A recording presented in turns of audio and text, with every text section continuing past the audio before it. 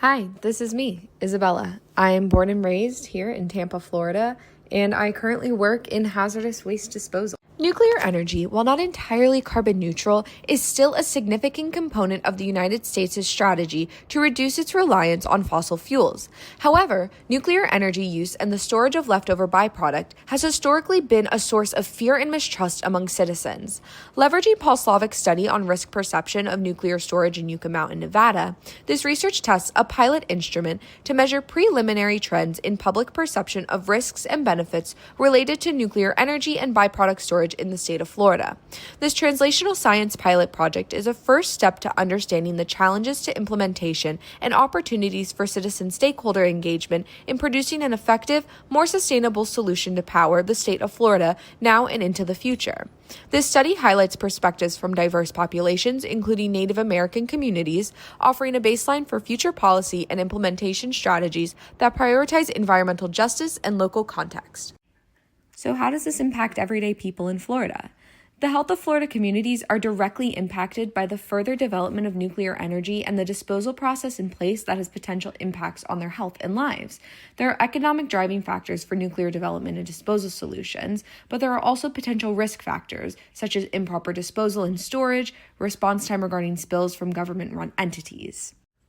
Now let's look at background and selected literature. Looking at public trust and risk perceptions, we see the trust gaps, which are typically noticeable among marginalized communities. For the purpose of this research, we focused on Native American communities. Looking at historical and cultural dimensions, the history of nuclear energy policy in the United States is marked by episodes of cultural and environmental injustice. Erickson and Chapman describe in their research the manipulation and often coercion and misleading promises which led to the lands specifically being targeted. Yucca Mountain is an example of nuclear energy disposal methods directly impacting Native American lands, in this case, the Western Shoshone. Economic concerns and energy equity focuses on the rising costs and the burden that it places on households. Survey design and participation engagement focuses on a secure and versatile platform for collecting such data, in our case using REDCap. Paul Slovic and the psychology of risk perception as it relates to nuclear storage. Slovic's core argument is that risk is not solely determined by the statistical probabilities or expert assessments, but rather deeply influenced by psychological, cultural, and emotional factors. Now on to our research objectives. The overall goal of this research through these objectives is to provide a foundation for future research involving Native American populations and how they're affected by nuclear waste policy and disposal. For the purpose of this research, we used a system called REDCap, or Research Electronic Data Capture. The program allowed the survey to remain concise and accessible while gathering detailed, high-quality data. The survey was completely voluntary and anonymous with the help of the REDCap system. A survey link was administered via word of mouth to those who consented to participation. Based on the guidance of the Office of the Secretary of Defense, this survey excluded the neutral response to avoid non-committal answers.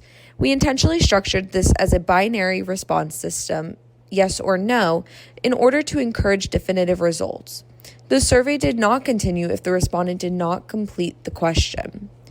Only surveys that were completed counted towards our final participant measurement. This improves reliability and minimizes ambiguity. Our key variables are demographic, awareness and knowledge, perception and attitude, economic impact, and cultural and historical context. So, what does the relationship between our variables look like? While participants seemed enthusiastic, with more than half in agreement to the potential benefit to tourism that nuclear power plants would bring, it was overwhelming that most participants were opposed to living in close proximity to a repository. This was an overarching theme produced by these results. Nuclear energy exploration has a plethora of benefits. Participants, however, are strongly opposed to its disposal near them. With these findings, the survey supports that community opposition to hazardous waste infrastructure is not simply based on the perceived technical risk, but also on broader patterns of historical disenfranchisement, in this case, towards the Native American population. We saw that 20% of participants identified as Native American, and of these participants, they were more likely to have heard of Yucca Mountain to the other demographics. The recommendations for future work were grouped into methodological improvements, policy engagement strategies, and research directions focusing on equity and inclusion. While nuclear energy is viewed as a more sustainable and cleaner alternative fuel, public concern and distrust hinder its path. These concerns are magnified among Native American communities, whose voices and experiences have been historically marginalized, despite their disproportionate exposure to the risks of nuclear policy implementation.